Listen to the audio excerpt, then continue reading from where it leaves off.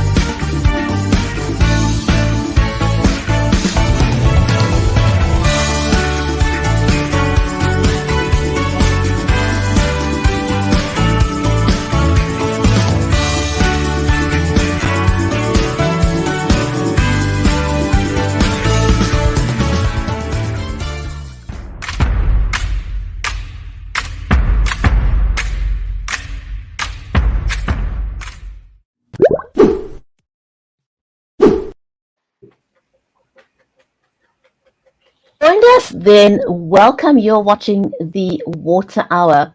I'm your host, Bridgetti Lim Banda from Cape Town in South Africa, and this live stream is brought to you by the South African Water Chamber and Be Live Media.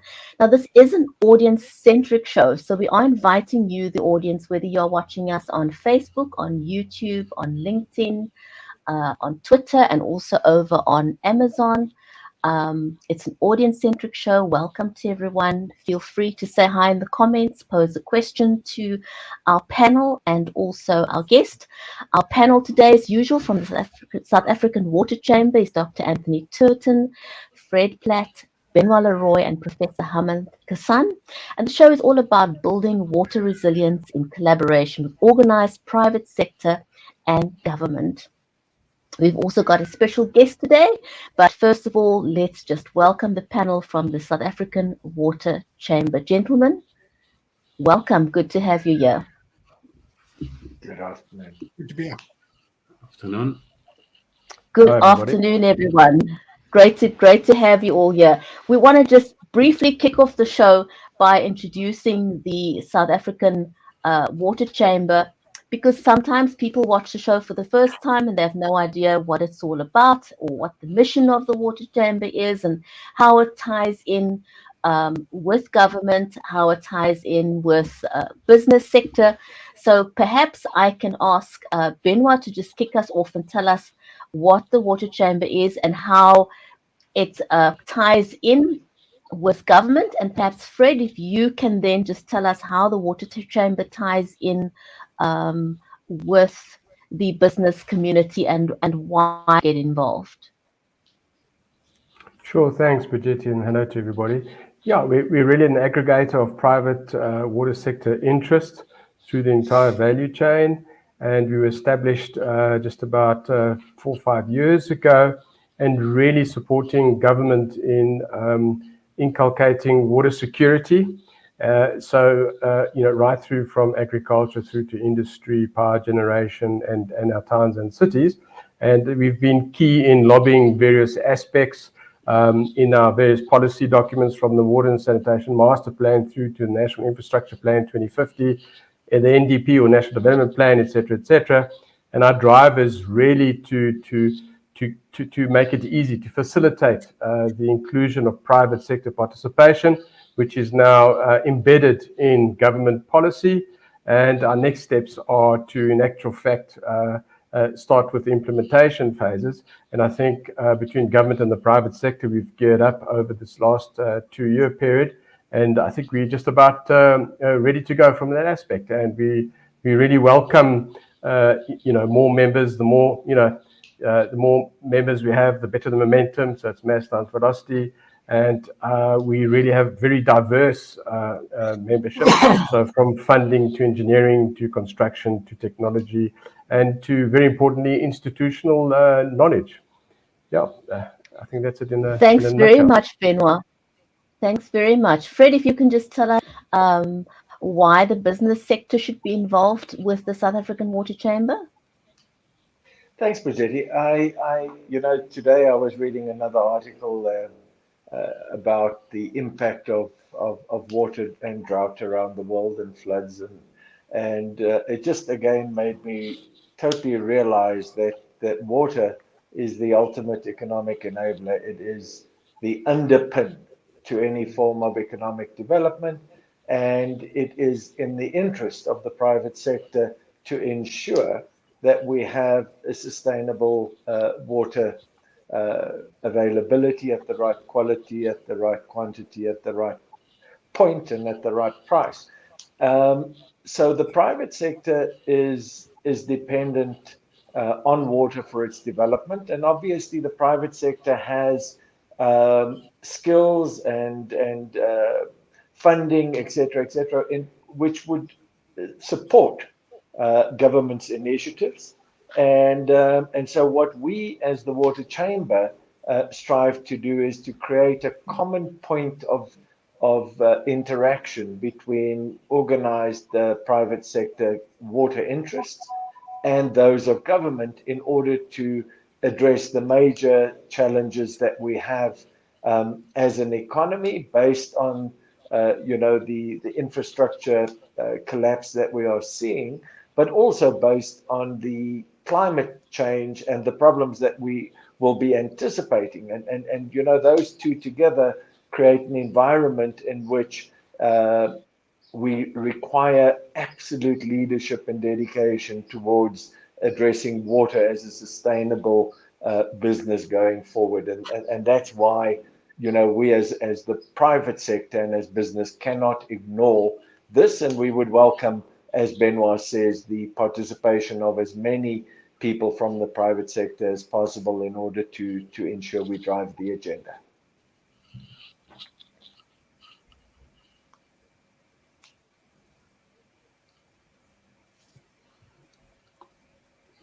You're on mute, Bridgetti. Bridgetti's on mute.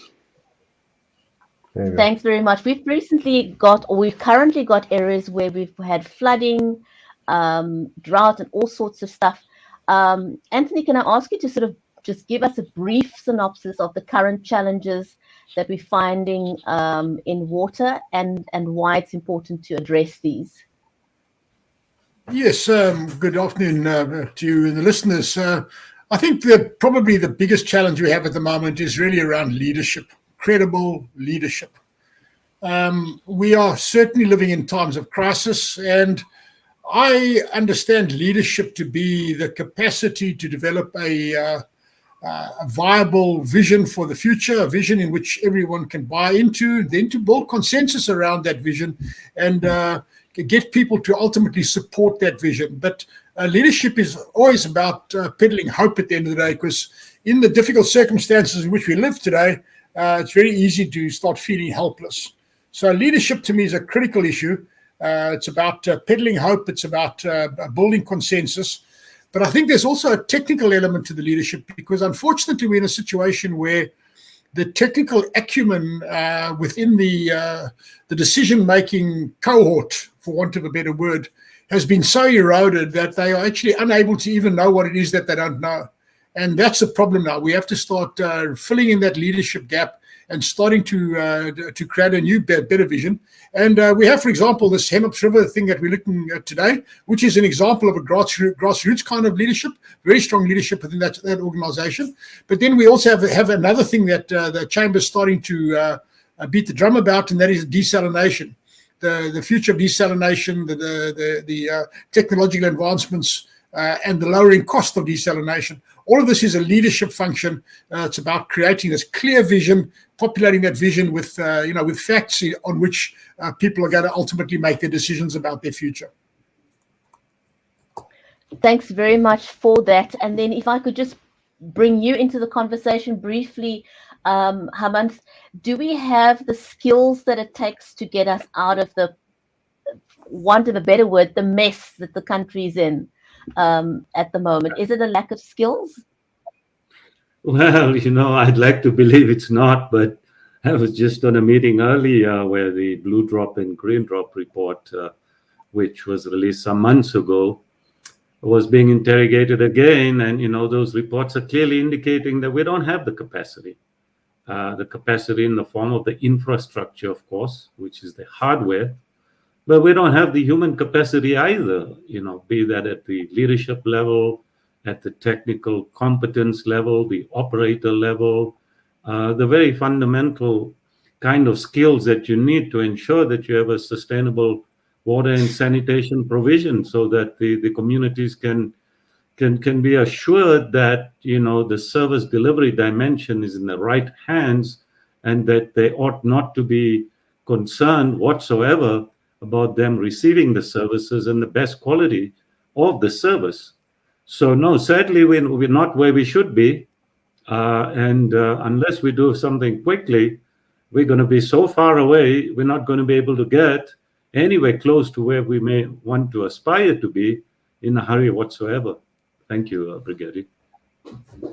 Thanks very much. And so, as Anthony said earlier, we can all start making a difference. And Tarryn Johnston has certainly proven that. It takes willpower. And I think we've often talked about it on the show that there seems to be a lack of willpower and leadership in moving this thing forward. But Tarryn has certainly made a difference. The Hennops Revival is a non-profit company with a focus on reviving, restoring, and healing the Hennops River in collaboration with government, NGOs, NPOs, forums, private sector, and a huge part also by the public. But Tarryn has facilitated all this. And so with that, let's give a welcome to Tarryn. Tarryn, great to have you on the show with us today. Welcome. Thank you so much. Thanks for the invitation. I'm very happy to be here with you. Big pleasure. So to kick off the conversation, what we'd like to do is we've got some images that Tarryn has provided us with. And so Tarryn, if you can just, to kick off the conversation, talk us through this and just give us a brief overview of the Hennops Revival. Sure.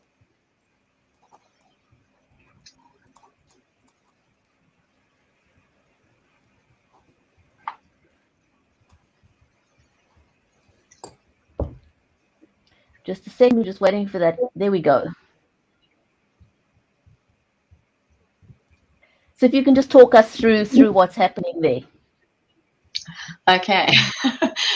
All right. So basically what happened was with Hennops Revival, it was something that started quite by surprise, my own surprise as well.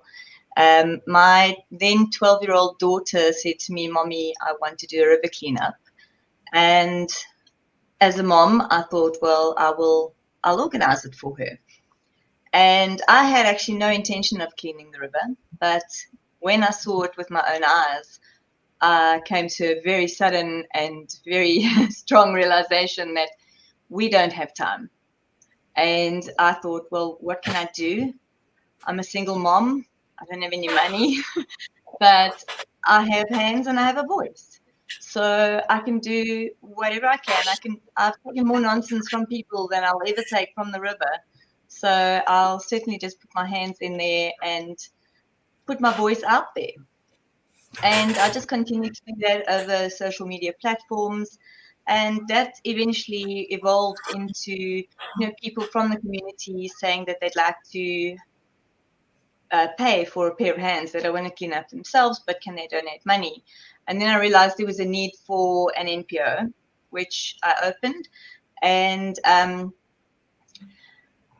we were not even 3 weeks in, and we had the massive floods of 2019.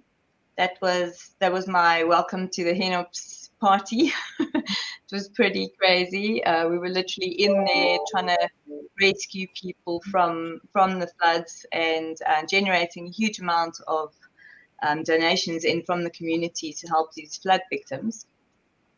And then straight after that, carried on working at the river and actually creating jobs for people that I found on the river banks while I was on my little missions looking around and trying to see what I could do. And so from there, it's just grown. And 3 weeks or three months later, we had lockdown. So again, I was involved in, setting up the homeless shelters and working quite closely with the people of the river that, obviously I'm in contact with all the time through this work. And so then after that, we got back to the river because that remained my focus. I found that there's a lot of people that want to help people, not a lot of people that want to help water or realize the importance of saving our water, because people don't seem to think that we have an issue with water. They think if you open up the tap, there you've got water, so what problem do we have? And people have been quite ignorant towards the state of the water in our country or on the planet as a whole, I suppose. So, we've just been using our initiative and making it up as we go. We haven't really had a rule book to follow. So just doing what we can with whatever we have and generating more and more support from the community, from businesses, and just carrying on, just head down. And, I'm quite stubborn. You first can't tell me that I can't do something because I'll show you. And, there were countless people that said to me, I'm wasting my time and I'll never get it right. And I should go upstream. I should go to the source. But, I just carried on. And we've actually just last week, we touched over 2 million kilograms of waste that we've removed just from the Centurion area in the Hennops River. And that's not even counting the massive trees that come down and all that. So it's really just the waste. So it's really quite a remarkable amount of rubbish, especially considering it's just such a small stretch of the river, Centurion area alone. But it's indicative of such a huge problem. I always say that I like the floods and I like the recyclers, the informal recyclers, because they create a huge amount of attention which gets brought to the river. So people will moan about the people that are doing the recycling on the riverbanks. So the river gets attention through that. And then obviously the flooding also just highlights much, much bigger problems that we're actually faced with. So all these things bring huge issues in our society to the forefront, which is good, I suppose, in terms of getting our water sorted out.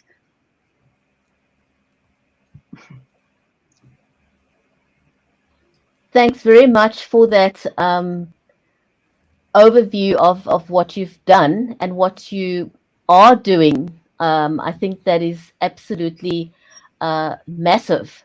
Now, what's noteworthy is that you didn't have a notebook or a guidebook to get you started on this. How did you get started? Was it just sheer willpower? I just sort of found a way. I found that people would just be, because I would be quite active on social media, people would reach out to me and offer things, and we ended up getting donations of gumboots and donations of gloves, and then being able to actually create a platform where people can come from the community and volunteer and literally just arrive. So we make it easy. I make it a point of always making it easy and always making it fun, so that we always get people to come back, because nobody wants to go back to a horrible thing again. And, at the river cleanups, we have a lot of like-minded people. Sometimes we have a DJ if there are electrical points near the site. And we do dances and we engage with everybody, and we make it a lot of fun. So people do tend to come back and enjoy it. Now, you recently received an award in France, I think it was recently. Do you want to tell us a bit about that? Yes, actually, I won a couple of awards at the end of last year. This particular one was for Climate 360. I won in the category of biodiversity, and a group of us went through to the EU in the EU Commission in Belgium, and to the French Agency for Biodiversity in France. And we got to present our work to them that side. It was quite awesome. It was my first time in Europe, so it was really quite an experience. But coming back was like, oh weird, we really are in trouble here. You know, then you realize like how problematic the situation really is. Yeah, and you see it that much more. It was quite an adjustment coming back, even though I was only gone for a week. Yeah. So do you have any formal training, you know, or did you just learn as you go? I'm asking you this because a lot of people often will shrug their shoulders and say, well, you know, not my problem. This is not my area of expertise. Do you have any formal training? No, not at all. No, literally just winging it, making it up as I go along. That is absolutely, that is amazing and absolutely commendable. You know, I mean, just looking at those images with you in the middle of those heaps of sewage was quite astounding. You know, but the fact that you were able to, you are prepared to get your hands dirty and do something and be the change that you want to see. Now, how can businesses get involved? How are businesses getting involved? And how are you rallying businesses around the cause? Well, we're trying to shift gears now and expand quite a bit so that Hennops Revival is no longer just a girl playing in the rubbish or a team of people playing in the rubbish and the sewage. It's going to be an organization that's got more substance, that adds more value to society and to the private sector as well as the government, so by being the link in between everybody. And we're actually going to be hosting our first executive waste and water workshop. That'll be in the beginning of September. It's quite exciting. And Benoît is going to be speaking at the conference, and also a number of other people that are very noteworthy. On the first day, we'll be doing the reality, so what South Africa's reality is in terms of waste and water. Benoît is going to be addressing the current water situation, and then we'll have the landfill situation addressed as well, and the wastewater treatment works, infrastructure, and all those types of things that are real. And so it's quite a heavy day, but also bringing in the extended waste producer regulations for packaging and for electronics. And then the second day is a lighter day where we bring in solutions. So what people can actually do to minimize the amount of waste that goes to landfill and provide them with options and other ways to deal with their waste. So, how can you turn your waste into a value stream? And so just trying to provide out-of-the-box thinking towards, our waste and water issues. And do you feel like you are making a difference? I know I'm making a difference. It might be a crazy difference, but it's something. Absolutely. So Benoît, I believe you've got a question for Tarryn.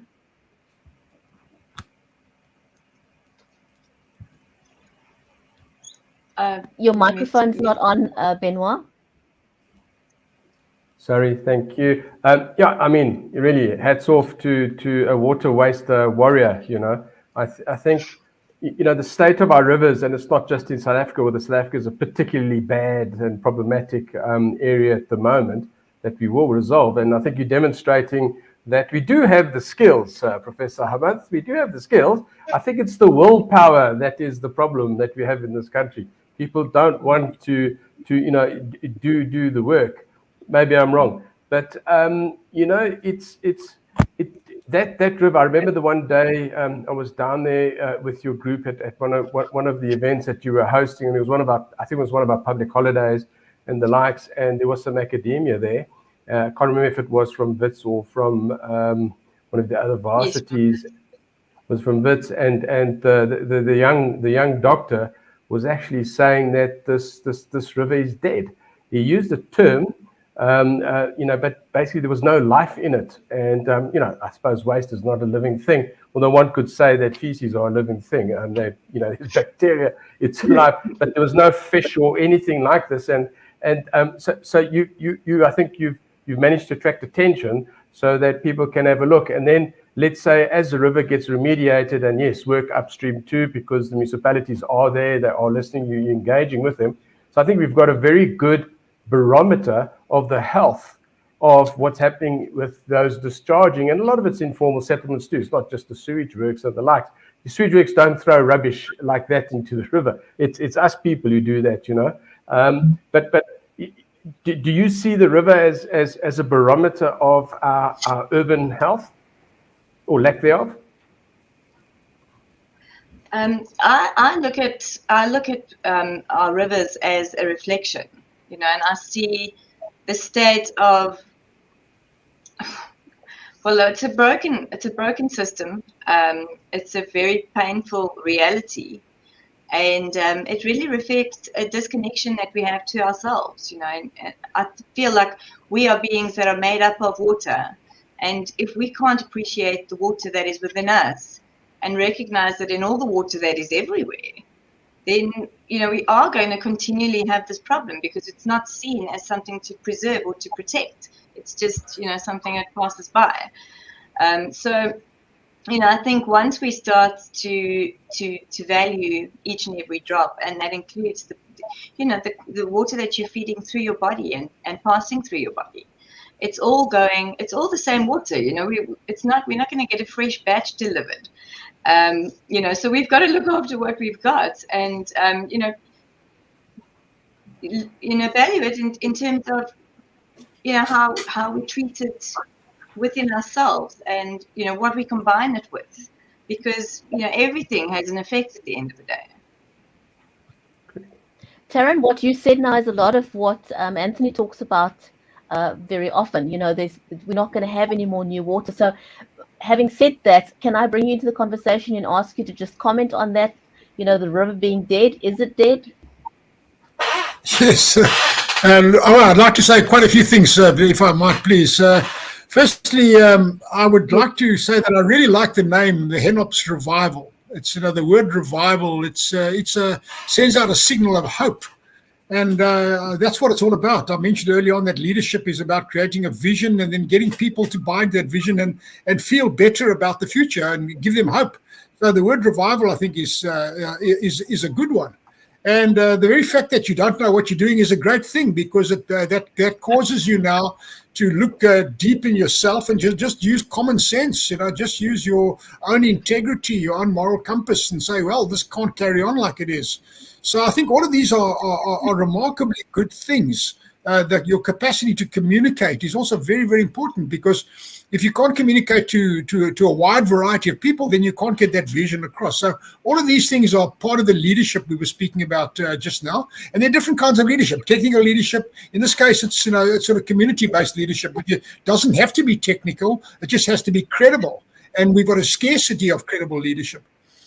Talking or just commenting on the fact that that some good scientist said the river was dead. I would take issue with that scientist, because there will be biological life in that river. It might not be what we want. It might be E. coli or one of my favorite things is a so-called rat-tailed maggot. You probably got lots of rat-tailed maggots there. And they might not be the friendliest creatures, but they are living creatures. And in fact, the point I want to make about this is that rivers and aquatic ecosystems are remarkably resilient. they bounce back. All they require is a little bit of space, a little bit of respect. And I think this is what the Hennops Revival is doing. It is restoring the respect and dignity to the river, and it's giving the ecosystem the little bit of space it needs to bounce back. And very quickly, you're going to find the otters there, you're going to find their barbel there, you're going to find frogs and stuff, and all kinds of good things happening there. And it's all going to be because of Tarryn and her leadership with the Hennops Revival. So thank you very much for the visible leadership and the beacon of hope that you are giving the rest of us in South Africa. Back to you. Thank you. Absolutely. I wanted to just sort of echo what you're saying, Anthony. The fact that, Tarryn, you're not just collecting money and throwing money at the problem, because it doesn't solve everything. You're actually physically getting involved and taking a lead there. Fred, may I ask you for a comment? Yeah, I think I've got to start off and just congratulate Tarryn with what she's doing. Most importantly, I think she's holding a mirror up to society. So before we even start looking at anything else, it's a reflection of who we are, what we've become, and what we value. And for me, there's three things there that she highlighted, and that was really the value of water within who we are and what we fundamentally are, and understanding. Now, we've had many discussions on this platform about the value of water and the fact that people are not recognizing the value of water, and whether that's, as I said, whether it's what you pay for, or whether it's just understanding the value to our society as an underpin for economic development and for dignity, or whether it's just understanding your responsibility not to pollute. And so we very often look at government, and rightfully so, because we need to hold them accountable. We need to make sure that they are accountable for what they're supposed to do.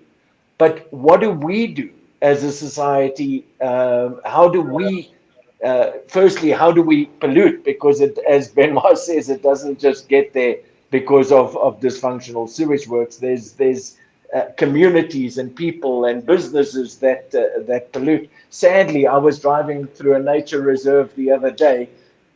Stopped next to the road was a well-known company, branded, busy offloading garbage onto the side of the road.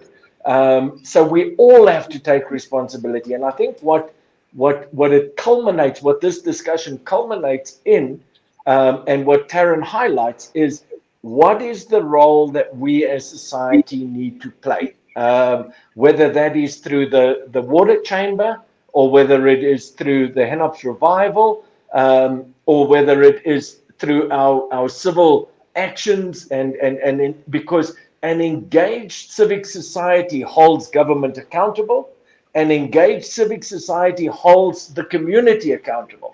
And so, those are just, for me, very, very critical messages that came across in the presentation. I think you've raised a very important point there, Fred, about civil society becoming actively engaged and involved. Now, I know in the city of Cape Town, for example, they've started an initiative where whistleblowers, people who report people who dump, are being given massive, I think they've increased it by something like the fines by something like between 40 and 60% of what it normally is. And they actually reward members of the community who report these people. So if they catch them, that member of the public will get a reward.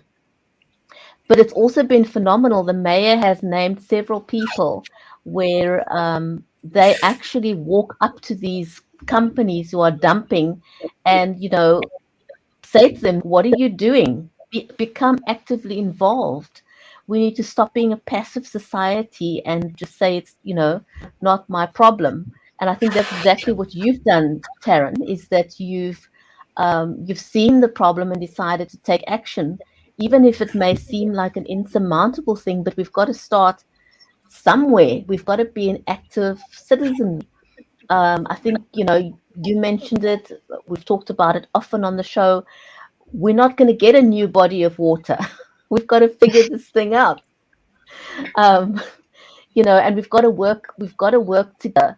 Now, it's very interesting that one of the things you mentioned is that you would like to take more of a proactive approach than a reactive one.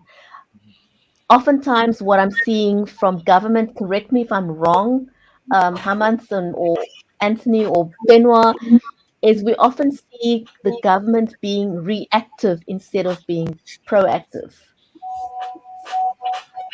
Yeah. So, Tarryn, you want to just talk a little bit about that, and then I'll ask Hamanth to maybe just give us a comment on that.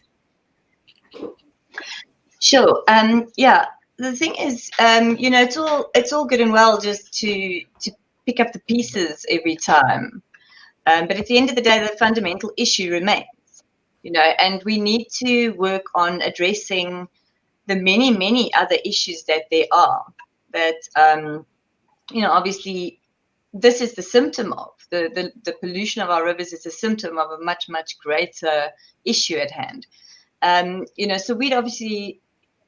We're trying to come up with as many ways as possible to be proactive. So, like, for example, with the placement of litter catchment systems, so that we don't have to pick up all the mess all the way downstream, we can catch it higher up, as well as, implementing different schemes upstream where, people have more availability to dispose of their waste in ways that they might not even have available to them now, or start little micro businesses with recycling where we can empower communities to just be uplifted and then educate. Obviously, we just need to get out there and teach, but also educating the educated. That's because I've found that a lot of people that are educated and wealthy just don't think. So it's not just the poor people that are sitting in the poorer areas that are doing this. It's people that are just not thinking, and that's why I try and always just to. I mean, I was quite drastic with those photos, and I did it deliberately because I wanted to make a statement. We have a drastic situation, and so it was quite a loud and bold statement, and I know Anthony actually minded me about that. You're gonna get sick, and I know I took those risks, but we really are faced with this terrible reality, and we can't stop. We can't just like leave it and wait, because waiting clearly doesn't work. That we've all waited around for how long, and it doesn't solve anything. In fact, it just gets worse. So I believe like being an active citizen and, reporting sewage leaks and those types of things, just as you're driving. I've often just pulled over on the side of the road and just drop a pin to, somebody that I know in the municipality. Obviously not everybody has that, but to the local ward councillor, drop the pin code and pin location and a photo of the sewer, and then they can send it out and escalate to be fixed. So, playing a part in your society and not just expecting the government to do everything, because they obviously are not, it's a numbers game. We've got, how many people in the government itself, and then how many people as citizens. There's a huge difference. The government can't be everywhere all at once. So if we as citizens are, being active and letting them know about things, then they stand a better chance of actually fixing them. So it's very important to participate in our wishes for a better society, I think. And you're doing a very good job of mobilizing people on the ground. Hamanth, I think you had a comment there while Tarryn was talking. Yeah. So, let me also take the opportunity to comment, Tarryn, on the work that they're doing. And there's the Hennops Revival. There's a number of forums like this in South Africa. And many of them are doing some great sterling work to try and protect the environment. And coming back to the aspect of the leadership, Tarryn obviously has indicated that she doesn't have all the answers. She wasn't sure how she was going to go about reviving the Hennops. But the one thing that I can detect in her tone is the commitment that she wanted to do it. Now, herein lies the key attribute of what we talk about credible leadership. If your intent is genuine, and if the purpose is appropriate and relevant and important to society, then you will become a credible leader. And in becoming a credible leader, you don't always have all the answers of how you intend to achieve the revival, but you will surround yourself with your persistence with the right people that will assist you in moving the agenda forward. Now, coming back to the Cape Town example, I think that's a great example. But oftentimes, I'm referred back to the cliche that there's South Africa and then there's Cape Town. So, in a matter of speaking, having traveled, many, many parts of the world, we're not short of legislation yet in Gauteng to prosecute people that pollute the Hennops River. We're not short of legislation in the rest of South Africa, excluding Cape Town, like in Durban, where we're having dead fish and we're having all sorts of challenges and we can't swim on the beaches right now. We're not short of legislation. We just don't enforce it. And therefore, we generate a problem that should not have been generated in the first instance. Now, the more of these problems that you generate, the less likely it is that you will have the capacity to overcome them going forward. So at some point, it becomes such a huge mountain. And of course, that there is a role for society to get involved, to assist. And that is a role that we have to take on as a responsibility, as good corporate citizenry. But we also have to understand that local authorities, the government, and other stakeholders have a responsibility and an accountability, together with polluters who are doing the wrong thing and sadly getting away with it in this country, because they're really making life very, very difficult. And they may not understand that now, but going into the future, we're going to end up with a huge problem where water resources are going to be so polluted that it's going to cost you so much more to treat that water in order to supply it to people. And already we have an unemployment problem, we have a poverty problem, and this is not going to be sustainable going forward in the economy in the likes of South Africa. So, yes, I think that we have to comment, Tarryn, and many others that are doing great work. But we ought to have a critical force of momentum that has to come into play in order for us to get on top of the curve. Thank you. I wanted to tell you, Hamanth, one of the viewers just was underpinning what you said. And this viewer said that, very often us as consumers are to blame because we use these things that pollute the river, and then we try and turn it on its head and say, but it's the supplier's fault, it's the producer's fault.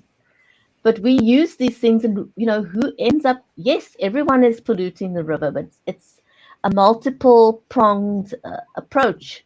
I think we spoke on the last episode of the Water Hour about, I think, Anthony, it was you that mentioned that the municipality is the largest contributor of waste into our rivers. Is that correct? Did I get that right? That is correct. Yeah, let me help you, if I may, Anthony, with your indulgence.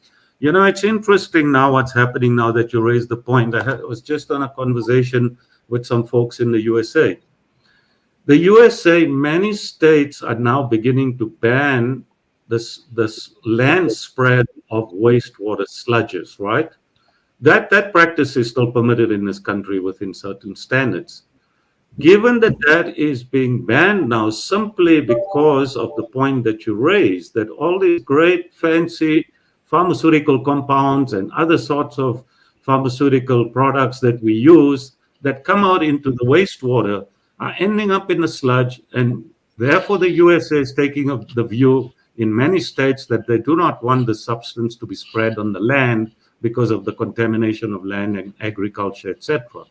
It's only a question of time, folks, before such legislation will come into play in the rest of the world. Now, when that happens, that's going to create a whole burden on many developing countries that are going to require new and expensive technologies to treat these sludges.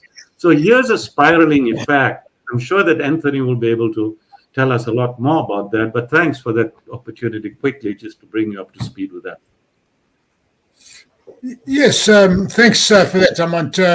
Look, I think you're correct. Just to get back to Bridgetti's question, the sad reality in South Africa is that the state is the biggest polluter of water in the country. This is the sad reality, and the majority of the pollution comes from wastewater return flows, about 5 billion liters of water every single day that's returned back into the rivers. About 4.3 billion of which is partially treated or untreated. So the state, without any question of doubt, is the biggest single polluter of water. And then, of course, if you add on to that all of your other plastics and the kind of thing that Tarryn's working on, it's without any question of doubt, the state's the biggest polluter of water. Now, what this does is it undermines the moral authority of the state, and it means that the state ultimately lacks the capacity, but also the moral authority to go and enforce the laws. So this is completely untenable, and it's in our collective best interest to turn this around. So what we need to start doing is we need to start encouraging the kind of thing we're seeing in the Hennops Revival. We're seeing this sort of thing happening all over the show. I live down the south coast of KZN, and we've got another similar little thing happening here called tiny towns, where ordinary people are getting together and cleaning up, the garbage, exactly the same as what's happening there in the Hennops Revival, but only in this case it's more about beaches, and although it also deals with rivers, etc. So these are ordinary citizen-led actions, and I think the one important thing I would like to lift out of this conversation is the fact that while the state has generally abused the trust of the citizens, there's still an enormous reservoir of goodwill from the citizen towards the state. And I just wish that the leaders of the ruling party would understand this. This reservoir of goodwill still exists. It's something that can be built on, but it's not always going to be there. That reservoir of goodwill is slowly eroding away, and slowly people are becoming more and more hardcore and less tolerant. And this is a problem. So we have to laud what Hennops Revival is doing. We need to encourage more of that. We need to replicate that in other parts of the country. And we just need to continue with this message of hope. Thank you very much. So the viewer that commented early raised an interesting point here, and I'd like to just ask what your opinion is on this. Tarryn, maybe you can answer there, and then I'll ask Benoît for a comment on that as well. This viewer says that in his opinion, it's not really, because the perception is that the less fortunate are the biggest polluters of our rivers. And the opinion put forward here that is not the case. What have you found, Tarryn?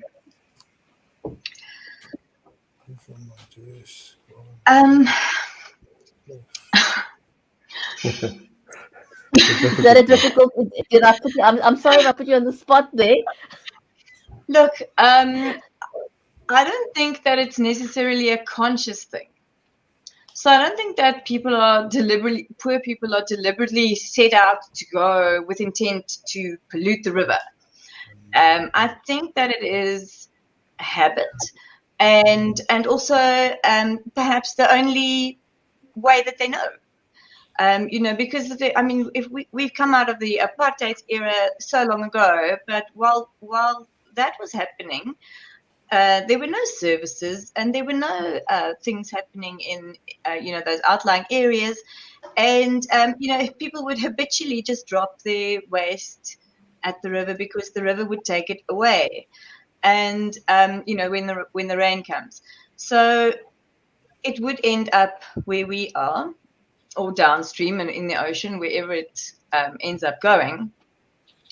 But I don't think that it's a conscious, or a deliberate. Well, these days a lot of people actually just don't care, or they just don't know, or both. Or they don't have the means. Perhaps they have nowhere else to put their waste. I know that a lot of people in Tembisa, in a registered informal settlement, you will get dustbins, one per household, like normal, and that waste bin will be collected. However, that person will then rent out his property to another 5-6 families, none of which will have access to that same dustbin.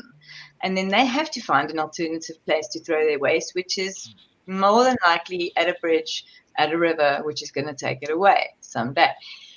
So, I don't, if there were more provisions, I know that they put a hold on putting skips into some of these townships because they were finding a lot of dead babies, which, is on its own a whole different thing. I mean, nobody wants to come across that, but it isn't a solution. You can't take the skips away because you might find a baby, you might not. At the end of the day, I think if that baby's going to be thrown away, it's going to be thrown away somewhere, anywhere. So, we can't use that as an excuse. Although it would, if I look at the laws, it would probably turn into a crime as soon as that skip needs to be emptied. So there's a lot of, it's a bit of a catch-22 when it comes to those types of findings. But yeah, to cut a long story short, I think it's not necessarily intentional, but it could just be, or something that's completely unconscious or not thinking. Thanks, Tarryn. I can't believe it. We're almost at the top of the hour, so I'm going to start asking each of you to give us a closing comment. And also possibly a takeaway or an ask of people that are viewing, how can they get involved? How can they make a difference? Can I start with Fred? Fred, Sure. Benoît, Hamanth, Anthony, and then Tarryn, your final comment, if that's okay. Thanks, Bridgetti. Tony opened up the discussion today and he spoke about leadership and he spoke about hope. And I think it was probably a very appropriate way to start it, and maybe it's an appropriate way to wrap it. When people have no hope, then we see the type of problems that we have. So there is a responsibility for leadership, and there's a responsibility to create a vision of hope, because hope is that glue that keeps society together. The second point I just wanted to make was coming back to the issue of the engaged civil society. And I want to use, legislation that is policed by civil society. So, smoking is a classic example. If you go and light up a cigarette in a restaurant, believe me, the society will be all over you in a minute to tell you that that's unacceptable and probably report you. And somehow that system works where society takes up its responsibility to say no. What we're looking at is the kind of serious pollution of our water. The impact on us as a society is huge, and yet we as a society are not engaged enough to call those that are polluting. And there are systemic and structural problems, and we understand those. And in that case, we need to hold government responsible, and we need to hold them accountable for that. But I think at the end of the day, for me, there's two things or three things. Maybe the first is to be brutally honest about the problem that we're facing. The second thing is that to create a story of hope, or to create leadership. And then finally, to ensure that we have an engaged civil society as Tarryn is leading, but for more and more businesses to get behind it and to support it in order to build that momentum that I think Hamanth, Tony, and Benoît have spoken about.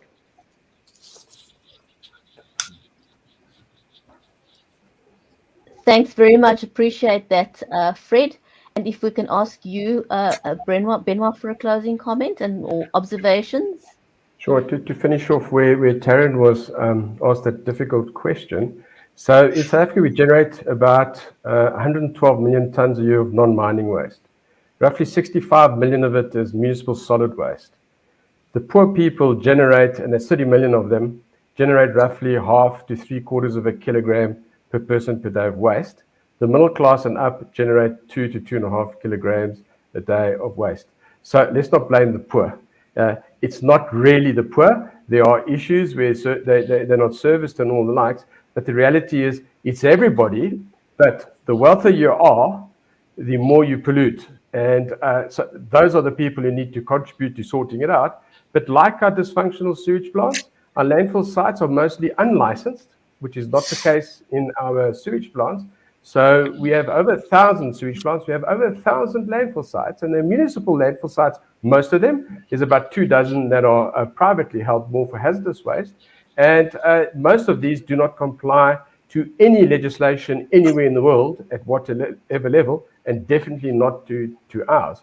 So, but then it gets back to society. We need to hold government accountable, and I really take my hat off to Tarryn in the work, because she's raising that issue that we can hold government accountable. And maybe just a parting thought is to as you heard, I like the numbers, is maybe, and I know Tarryn's got numbers on bags equating to tons and all the likes. It would be good to actually trend that from a seasonal perspective, also from a holiday perspective, middle of the month, payday, those sort of things. And also I think the health of the river, so be it from bacteria to fish and the likes, and with the groups involved and academia involved, start developing let's say a background of what are the factors, what are the KPIs, and then that picture over time we can see how it stays the same, improves or deteriorates. Thank you very much. Thanks very much for that, Benoît. Hamanth, we may ask you for a closing comment or observation. Thank you. Just a couple points. The first is that, the world has demonstrated that the solution to pollution is simply prevention. Prevention is cheaper. So we ought to be preventing pollution. Now the question is, who's polluting? And this notion that the poor seem to be uneducated and responsible in some way, etc. Well, we also ought to recognize the fact that in the last 20-odd years, the gap between the poor and the rich in this country has inordinately expanded, right? That has been an unintended consequence. So what we're going to see in the future is exactly what we've been seeing so far if we don't do anything different. And that is that the rich are getting richer, the poor are getting poorer. So let's not use these notions of the poor and the rich, etc. I think it's time now for us really as an active citizenry to be demanding a certain standard of demeanor in order to have a sustainable approach to pollution, to water, to sanitation, to energy, to all the basic necessities that this country dearly needs. And, I'm reminded to somebody who said to me the other day, the country ultimately belongs to the people. So we are the people. Tarryn is one of these people. And today we are commending Tarryn for the work and her leadership in taking responsibility to revive the Hennops River. But we have 55 to 60 million people, right? So why don't the people take the issue back in their hands and hold government accountable and every other person accountable so that we do the right thing going forward? Thank you very much. Thanks very much. Absolutely appreciate your observation and comment. Anthony, may I ask you for some closing comments or observations, please? Yes, I've got a comment and then some encouragement. So my first comment is that I think South Africa is currently facing a sociological condition known as anomie. ANOMI, enemy. We are living in a society under conditions of anomie. And anomie is something that was described more than a century ago as a normless society, a society without norms and values. And this becomes a very distressed society over time. And I think the important thing now is that what we've seen here today, demonstrated by the Save the Hennops group, is Hennops Revival group, is about the value of stopping the blame game. When we blame others, we don't take accountability or responsibility for ourselves. So everybody must stop blaming everybody else. And that's the important thing now. So I'd like to thank Tarryn for her credibility, for her enthusiasm, for her common sense, for her integrity. And I would like to urge everyone to get involved. Get involved in your own circle of impact. Everyone has a circle of impact, whether it's your immediate family, whether it's your business or corporate environment, whatever it is, whether it's NGOs, whether it's the local Rotary Club or whatever, there will be some way that you can get involved. So thank you very much, Tarryn, for the excellent work that you're doing.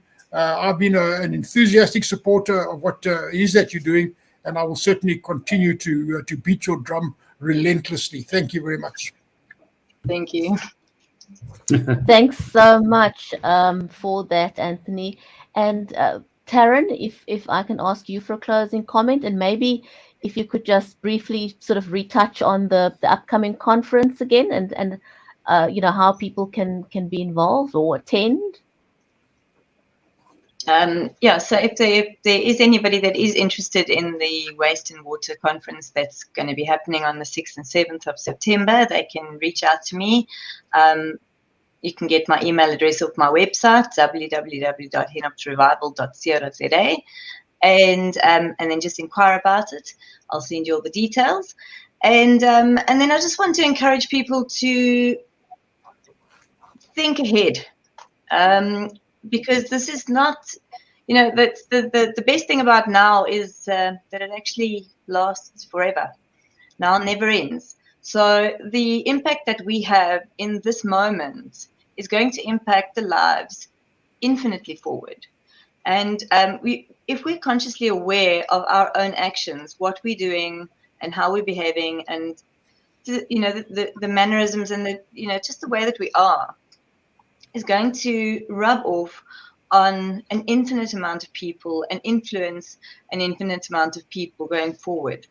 And then also just to be more conscious of what you purchase, and remember that your first toothbrush still exists somewhere on the planet in some way, shape or form, because plastic is going to be here for a long, long time. So everything that we are producing in plastic and purchasing is going to be here for much, much longer than we are, and we need to continually remind ourselves of that and try to reduce the use as much as possible. I believe that's an awesome note on which to finish our amazing show today. And Tarryn, again, just thank you for the amazing work that you do, and hopefully others who've listened to the show today who may not have come across your story yet will be inspired to know that literally, you've proven that any of us can really make a difference. We don't need to have a degree. We just need to have the willpower to make a difference, no matter how small that is. So huge big thank you to everyone who's joined us on the show today, whether you've watched us live. A huge big shout out to everyone who's watched us on LinkedIn who commented, Facebook who commented.